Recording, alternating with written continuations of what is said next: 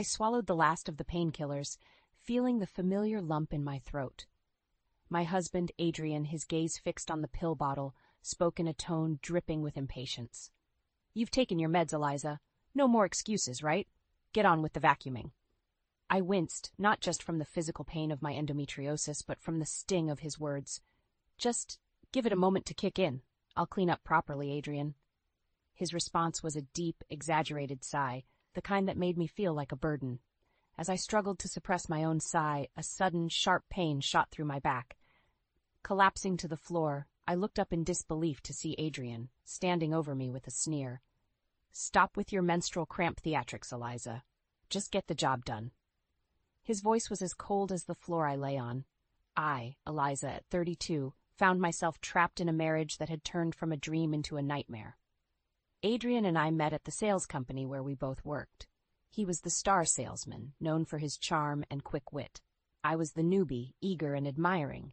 His mentorship turned into friendship, then into love, or so I thought. Our marriage began like a fairy tale, but as time passed, my health condition became a wedge between us. Endometriosis wasn't new to me, but Adrian's attitude towards it was. Initially, he was understanding, even caring. But after marriage, his empathy faded like mist in the morning sun. His disdain wasn't limited to my health issues.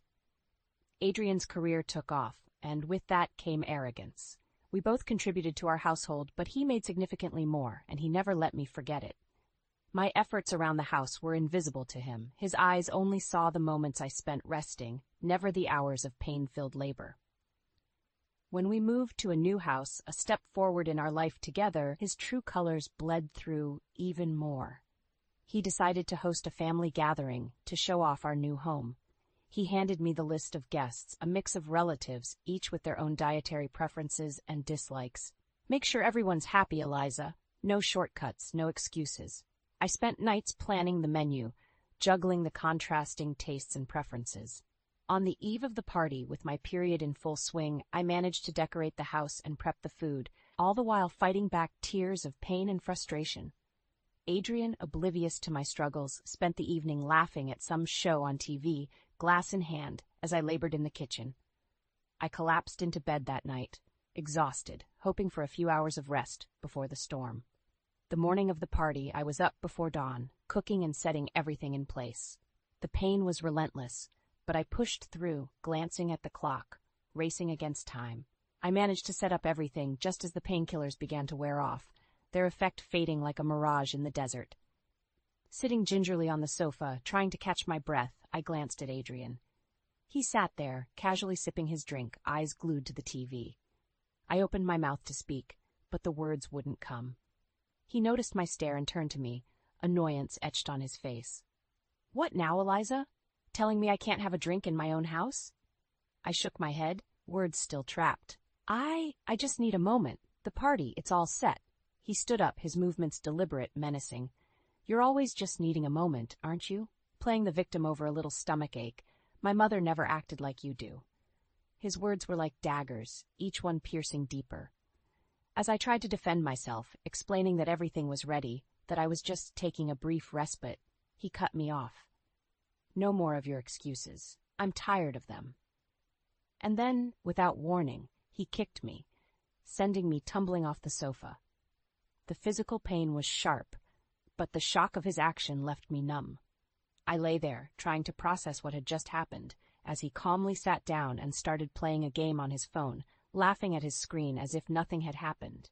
I was still on the floor, trying to gather my strength to stand, when the doorbell rang. Our guests had arrived. With every ounce of willpower, I pushed myself up and plastered a smile on my face. The day had just begun.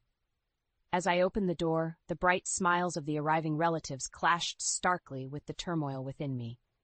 Their cheerful greetings and compliments on the house felt surreal, a stark contrast to the pain and humiliation I had just experienced.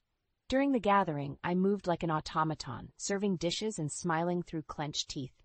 Adrian played the gracious host, charming and witty, a stark contrast to the monster I had seen just moments before.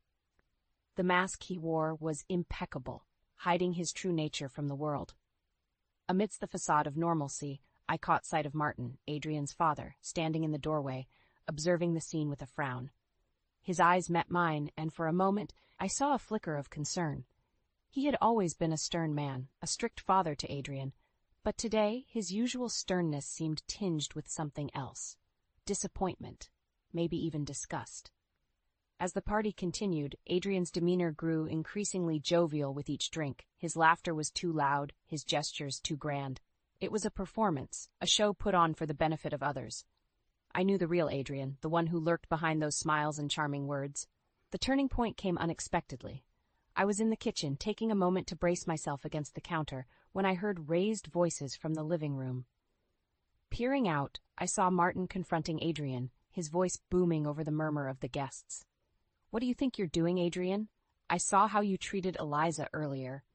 Is that how a man behaves? Is that how I raised you?" Adrian, caught off guard, tried to laugh it off.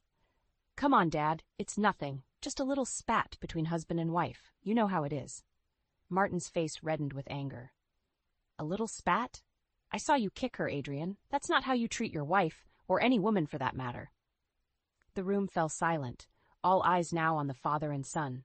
Adrian's mask slipped, revealing a glimpse of the man I knew too well. "She was just being lazy, Dad. You know how women can be, making a big deal out of nothing. I was just helping her get back on track." His words sent a wave of shock through the room. The relatives looked at each other, disbelief and discomfort written on their faces. Martin stepped closer, his voice low but fierce. "Helping her? By kicking her? Is that what you call help? That's abuse, Adrian. You're abusing your wife."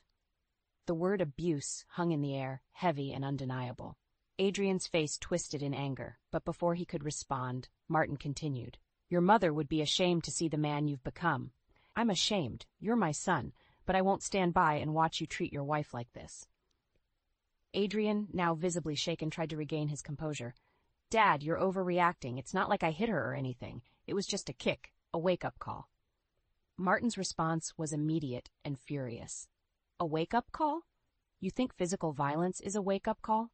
That's where you're wrong, son. That's where you've lost your way." The confrontation escalated, with Martin denouncing Adrian's behavior in front of everyone. The family gathering, meant to be a celebration, had turned into a public airing of our private nightmare. As Martin stormed out of the room, followed by a few relatives, Adrian turned to me, his eyes searching for an ally. But I couldn't meet his gaze. I felt exposed, vulnerable, yet strangely liberated. The truth was out, and there was no going back. The rest of the evening passed in a blur. Guests left early, murmuring their goodbyes and casting sympathetic glances my way.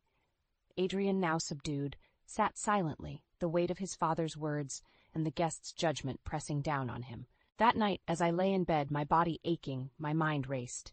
The events of the day had shattered the fragile facade of our marriage. Adrian's true nature was revealed, not just to me, but to everyone. The mask had slipped, and the monster was exposed for all to see. The morning after the party, the house was silent, a stark contrast to the previous day's chaos. I sat at the kitchen table, nursing a cup of coffee, lost in thought. The events of yesterday replayed in my mind, each word, each look, cutting deeper than before. Adrian had left early, muttering something about clearing his head. The house felt different without his looming presence. Quieter, but not necessarily more peaceful. My thoughts were interrupted by a knock at the door. It was Martin. He stood there, a mix of anger and sorrow in his eyes. "May I come in, Eliza?" His voice was softer than I had ever heard it. I nodded, leading him into the living room. We sat in silence for a moment before he spoke. "I can't begin to express how sorry I am for what happened yesterday, for what my son did to you." His apology was sincere, but it did little to ease the turmoil inside me. "Thank you, Martin, but apologies won't change what happened." He nodded, his face lined with regret. "I know, and that's what I'm here to talk about. You see, Adrian's behavior, it didn't come out of nowhere. It's my fault, partly." I looked at him, surprised. Martin, always so stern and unyielding, was admitting fault. "When I was younger, I wasn't the best husband to Adrian's mother.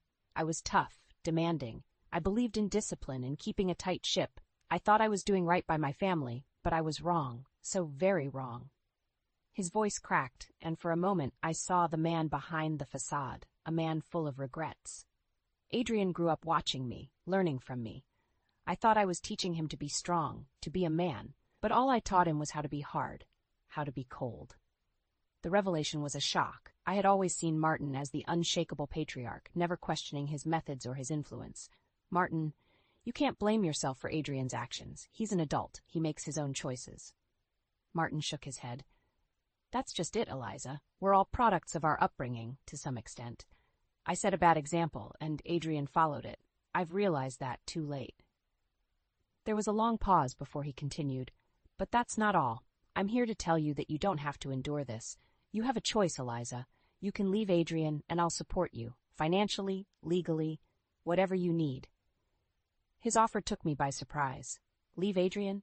The thought had crossed my mind more than once, but the reality of it was overwhelming. Martin, I need to think about this. It's not just a decision, it's my life. I understand, he said, standing up. But remember, you're not alone. You have options, and whatever you decide, I'll be there for you. As he left, I sat there, the weight of his words heavy on my shoulders. The option to leave, to start over, was tempting, but it was also terrifying. What would life be like without Adrian, without the marriage I had invested so much in?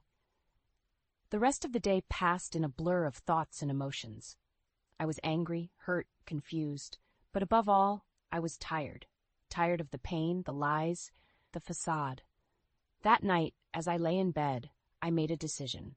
I would leave Adrian. I would start over. It would be hard, maybe the hardest thing I'd ever done, but I owed it to myself to try. The following days were a whirlwind of emotions and decisions. I began to untangle myself from the life I had built with Adrian. Each step was difficult, but Martin's support made it bearable. He helped me find a lawyer and even offered financial assistance, though I declined the latter. Adrian returned home after a few days. His demeanor changed. He was quieter, more contemplative. It seemed the confrontation with his father had shaken him. Eliza, we need to talk, he said one evening, his voice lacking its usual harshness. I braced myself. All right, let's talk. He took a deep breath.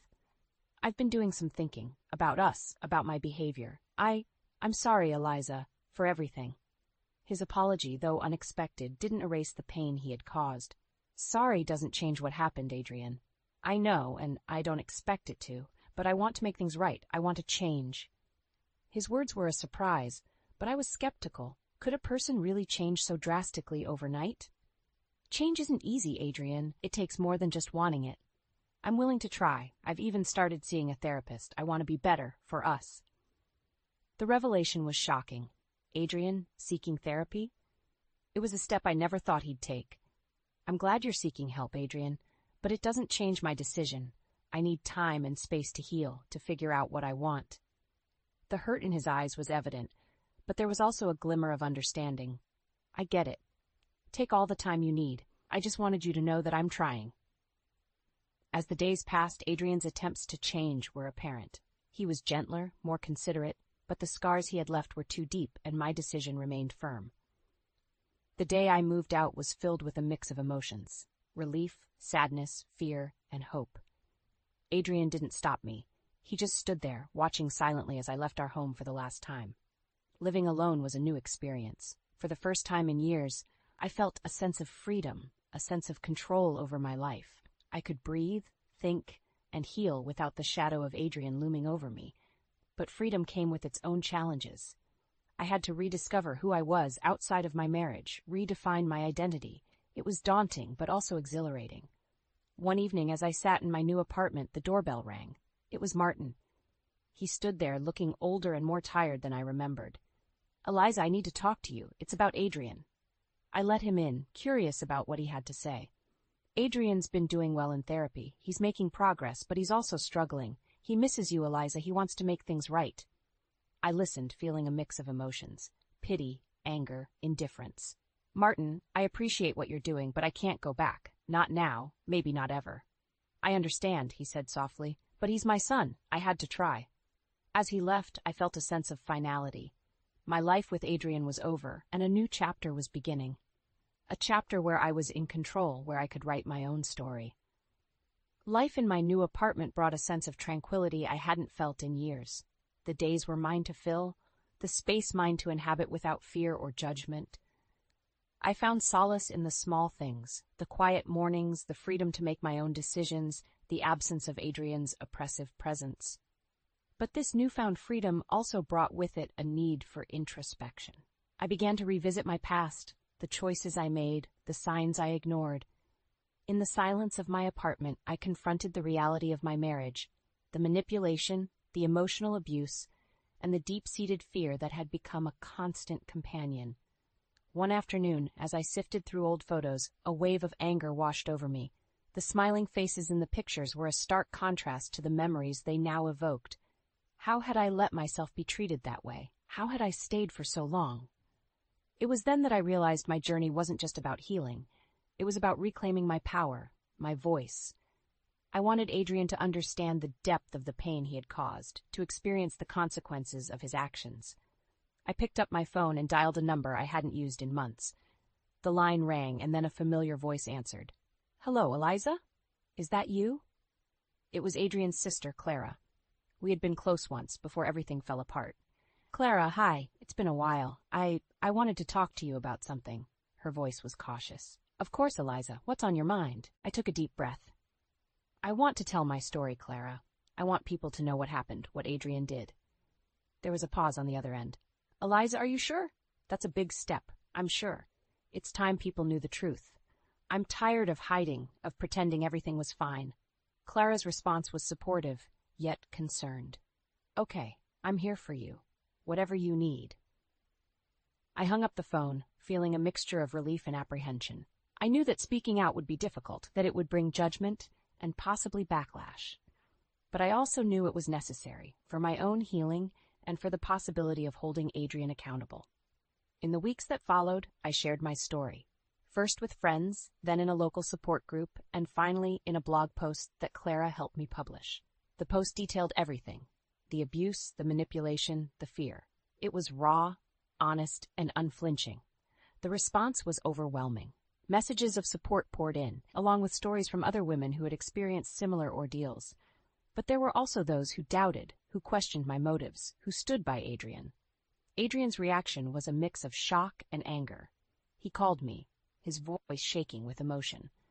"Eliza, why did you do this? Why are you trying to destroy me?" I felt a surge of empowerment. "I'm not trying to destroy you, Adrian. I'm trying to heal. And part of that healing is speaking my truth." His pleas turned to threats, to bargaining, but I stood firm. I had found my voice, and I wasn't going to be silenced again. As the days passed, the impact of my revelation became apparent. Adrian's reputation suffered, his once charming facade now tainted by the truth of his actions. His friends began to distance themselves, and at work he faced scrutiny and distrust. It wasn't about revenge. It was about justice, about breaking the cycle of abuse. I had taken back control, not just of my life, but of my narrative. And in doing so, I had exposed Adrian for who he truly was. Several months had passed since I shared my story. The fallout for Adrian had been significant. His social circle had shrunk, and his professional life had taken a hit. But for me, it was a time of rebuilding and rediscovery. I had started therapy, which helped me process my past and envision a future that was mine to shape. One crisp autumn evening, as I sat wrapped in a blanket on my balcony, my phone buzzed. It was a text from Adrian. My heart skipped a beat. I hadn't heard from him in weeks. "Eliza, can we meet? I need to talk to you. Please." Against my better judgment, curiosity got the better of me. I agreed to meet him at a nearby cafe the next day. Sitting across from Adrian in the cafe, I noticed the changes in him. He looked older, warier. The arrogance that once defined him seemed to have dissipated. "Eliza, thank you for coming," he began, his voice unsteady. "I've been doing a lot of thinking, a lot of therapy, and I realize now how much harm I've caused you." His words were a stark contrast to the man I had known. "Adrian, words are one thing, actions are another. What do you want from me?" He sighed, looking down at his hands. "I don't expect forgiveness or for you to come back. I just wanted to apologize, truly apologize, and to tell you that I'm working on myself, trying to be a better person." The sincerity in his voice was unexpected, but it didn't erase the past. "That's good to hear, Adrian, but it doesn't change what happened. It doesn't change the fact that I've moved on." He nodded, a sad smile on his lips. "I know, and I'm happy for you, truly. I just hope that one day you can look back and see that I'm not the same person I was." The conversation was a strange mix of closure and revelation.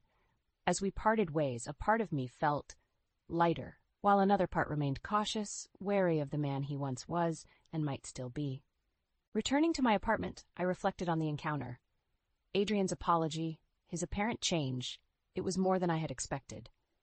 But it didn't alter the course I was on. My journey was my own now, no longer tied to him or his redemption. Days turned into weeks, and life settled into a new rhythm. My blog had become a platform for discussion and support, connecting me with a community of people who shared similar experiences. My story had struck a chord, and in sharing it, I had found purpose and strength. Adrian, meanwhile, continued his therapy and reportedly made strides in changing his behavior. Rumors reached me through mutual acquaintances. Some expressed skepticism, others noted genuine improvements. But to me, Adrian's journey was no longer my concern. My focus was on my path, my healing. As I lay in bed one night, a realization dawned on me. In seeking justice, in speaking my truth, I had not only exposed Adrian, but freed myself from the chains of our toxic relationship. The pain he had caused was still a part of me, but it no longer defined me. I had found my voice, my strength, and with that, I had found a new beginning, a new chapter where I was the author, and the story was mine to write. Months had passed since my last encounter with Adrian. My life had taken on a new shape, filled with possibilities and free from the shadows of my past. I had immersed myself in new activities, met new people, and even started dating again, cautiously, but with a renewed sense of hope. One rainy afternoon, as I sat in my living room, the familiar chime of an email notification broke the silence. It was from Adrian. My heart raced as I opened it, unsure of what to expect. "Eliza, I know you've moved on, and I'm trying to do the same. I'm leaving town, starting fresh in a new city. Before I go, I wanted to thank you. Thank you for opening my eyes to the pain I caused, not just to you, but to myself. I'm sorry for everything, and I hope one day you can truly forgive me. Adrian." The email was a surprise, a final acknowledgement of the change he had promised. I sat there, staring at the screen, a mix of emotions swirling inside me. Adrian leaving town felt like the closing of a chapter, a final severing of the ties that bound us. I replied with a simple message. "Thank you for the apology, Adrian. I wish you well in your new life." Hitting send felt like a weight lifting off my shoulders. It was an act of closure, of letting go of the past and embracing the future. The weeks that followed were a testament to the change in my life. My blog had grown into a small community of support and empowerment. I had started writing a book about my experiences, hoping to inspire others who might be in similar situations. One evening, as I sat at my desk, the phone rang. It was Clara, Adrian's sister. "Eliza, I just wanted to say I'm proud of you. You've turned something terrible into something positive. You're an inspiration." Her words warmed my heart. "Thank you, Clara. It means a lot coming from you." As we talked, I realized how far I had come. From a victim of abuse to a voice of empowerment. My story had not only helped me heal, but had also touched the lives of others. Clara's call ended with an invitation to a family gathering. I hesitated at first, but then accepted. It was a chance to reconnect with those who had been a part of my life, to show them the person I had become. The gathering was a bittersweet reunion. There were moments of awkwardness, but also moments of genuine connection. I realized that while my relationship with Adrian was over, my relationships with others in his family didn't have to be.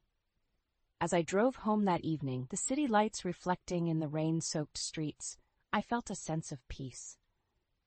The journey I had embarked on had been long and challenging, but it had led me to a place of strength and self-discovery. My story was one of many, a single thread in the tapestry of life, but it was a thread woven with resilience, courage, and hope, a testament to the power of speaking out, of standing up for oneself. I had found my voice in the darkness, and in doing so, I had found the light. And with that light, I stepped forward into a new dawn, ready to write the next chapter of my life.